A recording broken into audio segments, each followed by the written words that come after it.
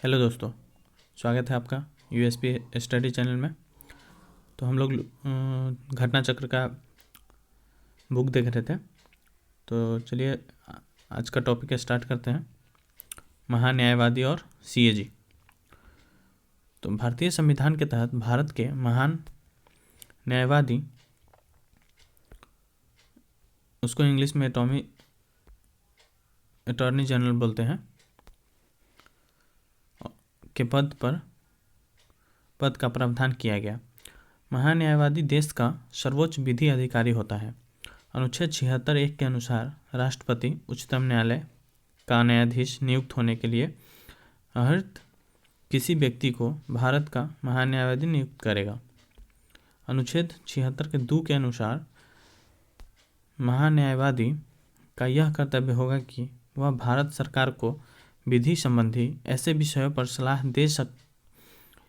दे और विधिक स्वरूप के ऐसे अन्य कर्तव्यों का पालन करे जो राष्ट्रपति उसको समय समय पर निर्देशित करे या उसे सौंपे। अनुच्छेद 76(3) के अनुसार इसे अपने कर्तव्यों का पालन में भारत के राज्य क्षेत्र में सभी न्यायालयों में सुनवाई का अधिकार होगा। अनुच्छेद 76(4) के अनुसार महान्यायवादी राष्ट्रपति के प्रसाद प्रयत्न पद पर धारण करेगा और ऐसा पारिश्रमिक प्राप्त करेगा जो राष्ट्रपति अवधारित करे। इसे संसद के दोनों सदनों की कार्यवाही में शामिल होने का अधिकार है, लेकिन मतदान का अधिकार नहीं है। इसे एक संसद सदस्य की तरह सभी भत्ते एवं विशेषाधिकार मिलते हैं। अनुच्छेद 165(1) के अनुसार प्रत्येक राज्य का राज्यपाल उच्च न्यायालय के न्यायाधीश बनने की योग्यता धारण करने वाले किसी व्यक्ति को महाधिवक्ता एडवोकेट जनरल नियुक्त करता है। वह राज्य सरकार के कानूनी विभागों पर परामर्श देता है। वह राज्य सरकार का प्रथम विधिक सलाहकार होता है। वह राज्यपाल के प्रसाद प्रयत्न पद धारण करता है।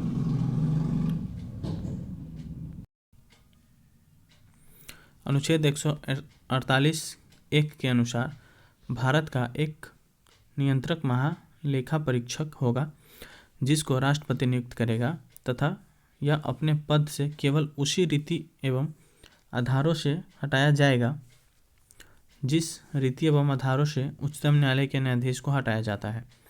संसद के दोनों सदनों द्वारा विशेष बहुमत के साथ उसके दुर्व्यवहार या अयोग्यता पर प्रस्ताव पारित कर इसे पद से हटाया जा सकता है। अनुच्छेद 148(4) के अनुसार नियंत्रक महालेखा परीक्षक अपने पद पर न रह जाने के पश्चात भारत सरकार के या किसी भी सरकार के अधीन किसी और पद का पात्र नहीं होगा। इसका कार्यकाल 6 वर्ष तक या 65 वर्ष जो भी पहले हो की आयु तक होता है। इसको लोक लेखा समिति का आँख व कान कहा जाता है।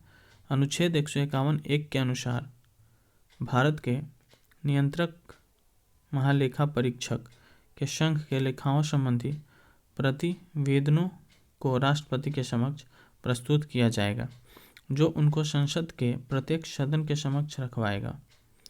अनुच्छेद 151(2) के अनुसार नियंत्रक महालेखा परीक्षक के किसी राज्य के लेखाओं संबंधी प्रतिवेदों को उस राज्य के राज्यपाल के समक्ष प्रस्तुत किया जाएगा, जो उनको राज्य के विधानमंडल के समक्ष रखवाएगा। Doctor B.R. अम्बेडकर ने कहा था कि नियंत्रक महालेखा परीक्षक भारतीय संविधान के तहत सबसे महत्वपूर्ण अधिकारी होगा। संसद द्वारा महालेखा परीक्षक कर्तव्य, शक्तियाँ और एवं सेवा शर्तें अधिनियम 1971 को प्रभावी बनाया गया। इस अधिनियम को 1976 में केंद्र सरकार के लेखा परीक्षा से लेखा को अलग करने हेतु संशोधित किया गया। नियंत्रक एवं महालेखा परीक्षक सीएजी राष्ट्रपति को 3 लेखा परीक्षक प्रतिवेदन प्रस्तुत करता है: विनियोग लेखाओं पर लेखा परीक्षा रिपोर्ट, वित्त लेखाओं पर परीक्षा रिपोर्ट और सरकारी उपक्रमों पर लेखा परीक्षा रिपोर्ट। राष्ट्रपति इनको संसद में के दोनों सदनों में सभा पटल पर रखवाता है। इसके उपरांत लोक लेखा समिति इनकी जांच करती है और इसके निष्कर्षों से संसद को अवगत कराती हैं। तो दोस्तों ये मेरा नोट्स था। अब हम लोग प्रश्न देखते हैं। तो भारत सरकार के कानूनी विभागों पर कौन परामर्श देता है? तो भारत सरकार के कानूनी विभागों पर अटॉर्नी जनरल परामर्श देता है। तो क्वेश्चन नंबर 1 का ऑप्शन ए सही हो जाएगा। नेक्स्ट देखते हैं क्वेश्चन नंबर 2। दोस्तों क्वेश्चन नंबर 2 है, निम्नलिखित में से कौन राष्ट्रपति के प्रसाद पर्यंत अपना पद धारण करता है? तो इसका ऑप्शन डी सही हो जाएगा, भारत का महान्यायवादी। नेक्स्ट देखते हैं क्वेश्चन नंबर 3, भारत के महान्यायवादी को कैसे नियुक्त किया जाता है? तो भारत के महान्यायवादी को राष्ट्रपति द्वारा नियुक्त किया जाता है। नेक्स्ट है क्वेश्चन नंबर 4, भारत का महान्यायवादी किसके द्वारा नियुक्त किया जाता है? तो ये हमारे राष्ट्रपति के द्वारा नियुक्त किया जाता है। तो 4 का ऑप्शन बी सही हो जाएगा, 4 का ऑप्शन बी। नेक्स्ट है क्वेश्चन नंबर 5, निम्नलिखित में से किसे भारत सरकार का प्रथम विधि अधिकारी समझा जाता है? तो प्रथम विधि अधिकारी महान्यायवादी को समझा जाता है। तो 5 का सी ऑप्शन सही हो जाएगा। नेक्स्ट देखते हैं क्वेश्चन नंबर 6। क्वेश्चन नंबर 6 कहता है, भारत के प्रथम विधि अधिकारी के रूप में कौन जाना जाता है? तो इसका भी ऑप्शन भारत का महान्यायवादी हो जाएगा। तो ऑप्शन क्वेश्चन नंबर 6 का ऑप्शन सी सही हो जाएगा। नेक्स्ट देखते हैं क्वेश्चन नंबर 7। तो दोस्तों ये हमारा क्वेश्चन नंबर 7 है, भारत के अटॉर्नी जनरल विधि सलाहकार हैं। तो वो किसके विधि सलाहकार हैं? तो वो भारत सरकार के विधि सलाहकार हैं। तो ऑप्शन डी सही हो जाएगा। नेक्स्ट है क्वेश्चन नंबर 8, भारत सरकार के मुख्य विधि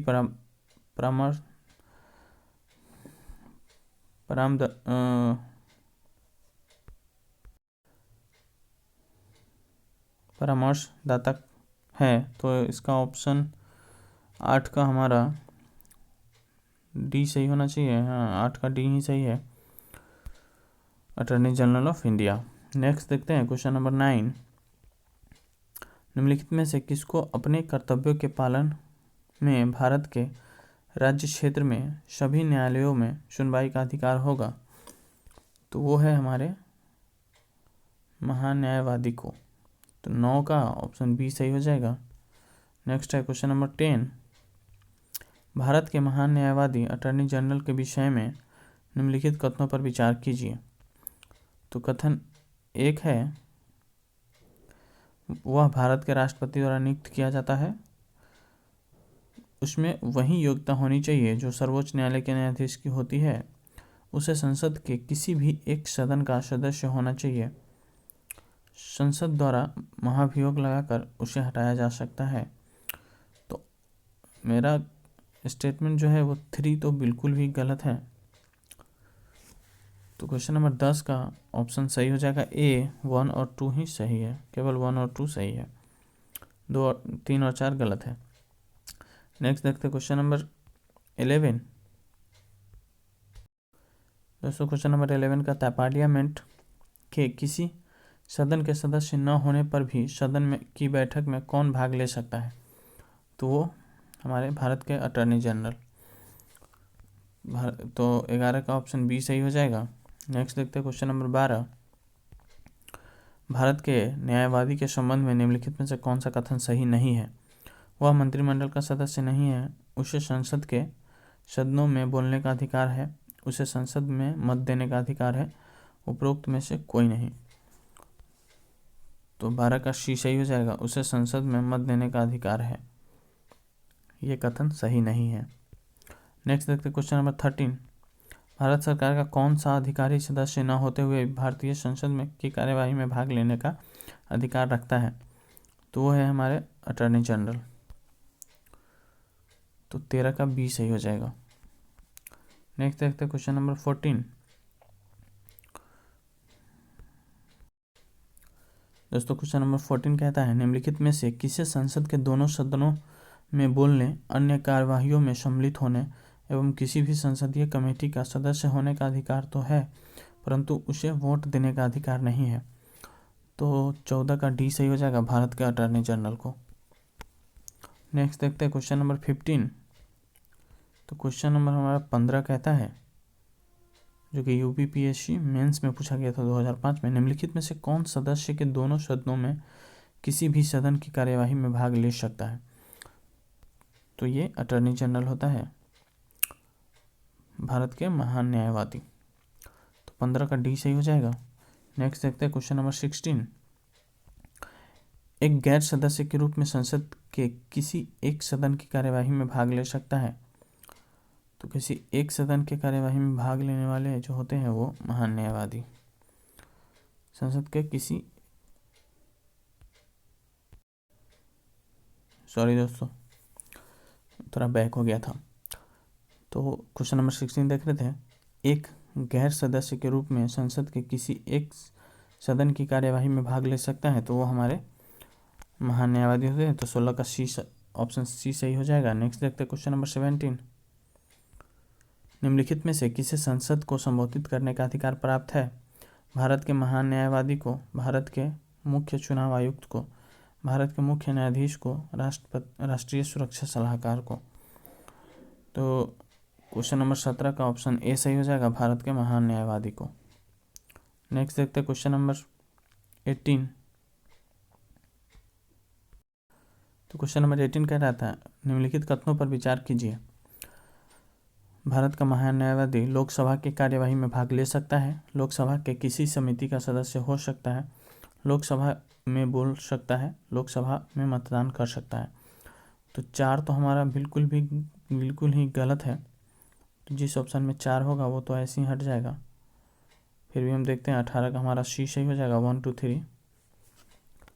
3 सही है। नेक्स्ट देखते हैं क्वेश्चन नंबर 19। सॉलिसिटर जनरल निम्न में से क्या होता है?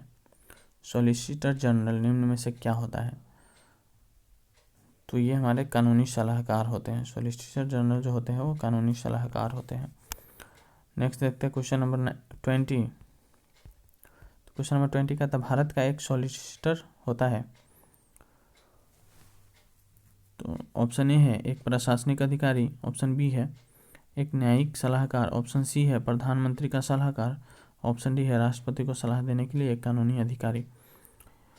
तो हमारे क्वेश्चन नंबर 20 का ऑप्शन बी सही हो जाएगा, एक न्यायिक सलाहकार होते हैं। नेक्स्ट देखते हैं क्वेश्चन नंबर 21। क्वेश्चन नंबर 21 कहता है, कानूनी विषयों पर राज्य सरकार में को कौन परामर्श देता है? तो ये एडवोकेट जनरल देता है, ऑप्शन बी सही हो जाएगा, एडवोकेट जनरल।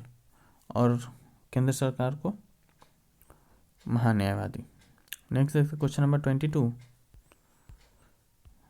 इनमें से कौन राज्य सरकार के कानूनी सलाहकार है? तो राज्य सरकार के कानूनी सलाहकार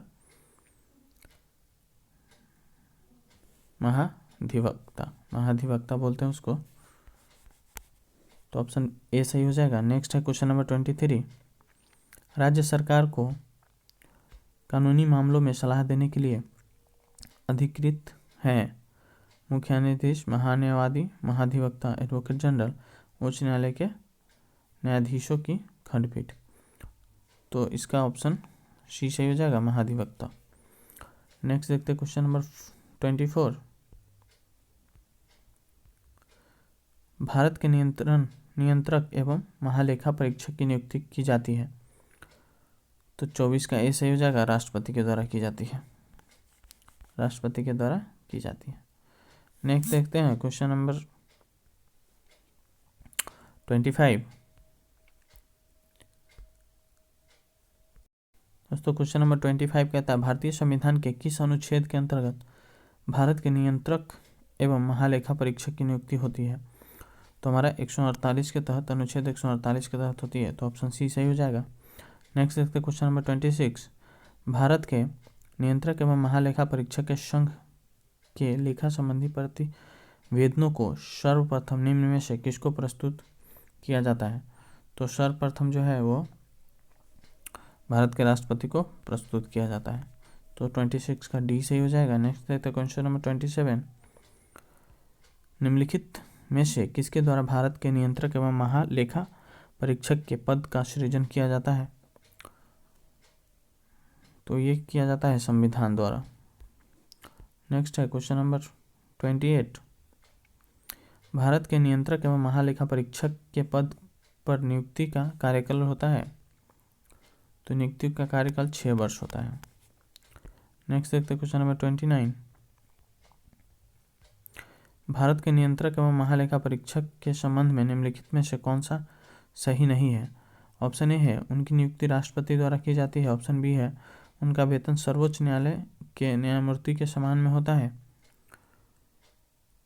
ऑप्शन सी सेवानिवृत्ति के पश्चात वह अन्य सरकारी सेवा के अयोग्य हो जाते हैं।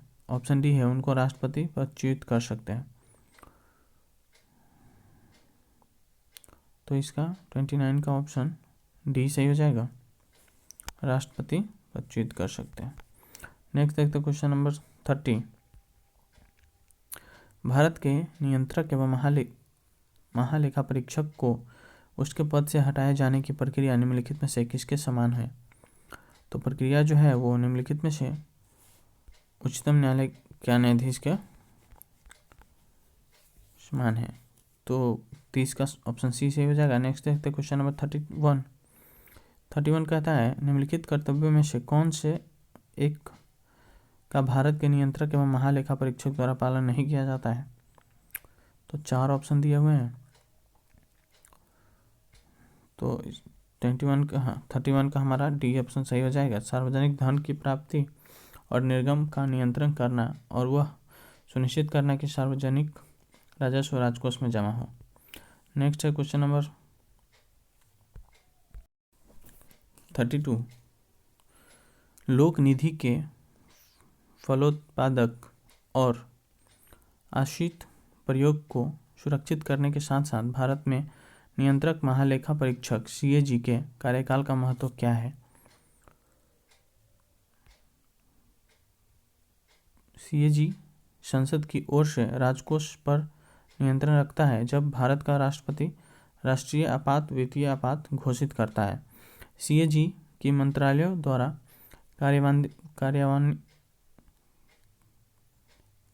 कार्यान्वित परियोजनाओं का या कार्यक्रमों पर जारी किए गए प्रतिवेदनों पर लोक लेखा समिति विचार विमर्श करती है। तीसरा है CAG के प्रतिवेदनों से मिली जानकारियों के आधार पर जांचकर्ता एजेंसियों उन लोगों के विरुद्ध आरोप दाखिल कर सकती है जिन्होंने लोक निधि प्रबंधन के कानून का उल्लंघन किया हो। CAG को ऐसी निश्चित न्यायिक शक्तियां प्राप्त हैं कि सरकारी कंपनियों के लेखा परीक्षा और लेखा जांचते समय वह कानून का उल्लंघन करने वालों पर अभियोग लगा सके। तो इसका हमारा ऑप्शन सी सही हो जाएगा। केवल 2 और 3 ही सही है। नेक्स्ट देखते हैं क्वेश्चन नंबर 33। नियंत्रक एवं महालेखा परीक्षक की टीका टिप्पणी पर उचित कार्यवाही करने की अंतिम जिम्मेदारी है। तो अंतिम जिम्मेदारी संसद की है। नेक्स्ट देखते हैं क्वेश्चन नंबर 34। निम्नलिखित में से कौन संसद की लोक लेखा समिति की बैठकों में उपस्थित रहता है? तो संसद की लोक लेखा समिति के बैठकों में भारत के नियंत्रक महालेखा परीक्षक उपस्थित रहता है। नेक्स्ट है क्वेश्चन नंबर 35। नियंत्रक एवं महापरीक्षक की नियुक्ति राष्ट्रपति द्वारा होती है, अपने पद से उसे हटाया जाता है। तो राष्ट्रपति द्वारा या फिर संसद के दोनों सदनों के संबोधन पर। तो ऑप्शन ए और ऑप्शन बी दोनों सही हो जाएगा हमारा। नेक्स्ट देखते क्वेश्चन नंबर 36। क्वेश्चन नंबर 36 कहता है भारत का नियंत्रक एवं महालेखाकार निम्नलिखित का एक मित्र एवं मार्गदर्शक होता है। तो ये मार्गदर्शक होता है लोक लेखा समिति का। नेक्स्ट देखते हैं क्वेश्चन नंबर 37। 1971 का संशोधन महालेखा नियंत्रक के कर्तव्य, शक्तियों और सेवा स्थित अधिनियमों, लेखांकन और लेखा परीक्षक को पृथक करता है और CAG को लेखों की तैयारी के उत्तरदायित्व से मुक्ति देता है। यह संशोधन किया गया है। तो यह संशोधन 1976 में किया गया है। नेक्स्ट देखते क्वेश्चन नंबर 38। निम्नलिखित कथनों पर विचार कीजिए। भारत में राज्य के महाधिवक्ता की नियुक्ति भारत के राष्ट्रपति द्वारा संबंधित राज्य के राज्यपाल की अनुशंसा पर की जाती है। सिविल प्रक्रिया संहिता के उपबंधों के अनुसार राज्य स्तर पर उच्च न्यायालयों की मूल अपीलीय तथा सलाहकारी अधिकारिता होती है। तो 38 का ऑप्शन डी सही हो जाएगा। न तो एक होगा और न ही दो, नहीं एक होगा और न ही दो। नेक्स्ट देखते हैं। नेक्स्ट है हमारा क्वेश्चन नंबर 39। लोक निधि का अभिभावक किसे कहा जाता है? तो लोक निधि का अभिभावक नियंत्रक एवं महालेखा परीक्षक को कहा जाता है। नेक्स्ट देखते हैं क्वेश्चन नंबर 40। भारत के सीएजी नियंत्रक एवं महालेखा परीक्षक कार्य करते हैं। तो क्वेश्चन नंबर 40 का ऑप्शन बी सही हो जाएगा, लोक वित्त संरक्षण के रूप में। नेक्स्ट है क्वेश्चन नंबर 41 एंड इस टॉपिक का लास्ट क्वेश्चन है। निम्नलिखित में से कौन सा विकल्प गलत है? लोक वित्त सरकार के वित्तीय क्रियाकलापों का अध्ययन है। इसके अंतर्गत आते हैं सार्वजनिक खर्च का परीक्षण, सार्वजनिक राजस्व, वित्तीय प्रशासन, व्यावसायिक बैंकों के कार्य निष्पादन। तो 41 का ऑप्शन डी सही हो जाएगा, व्यावसायिक बैंकों के कार्य का निष्पादन इसके अंतर्गत आते हैं। नेक्स्ट है हमारा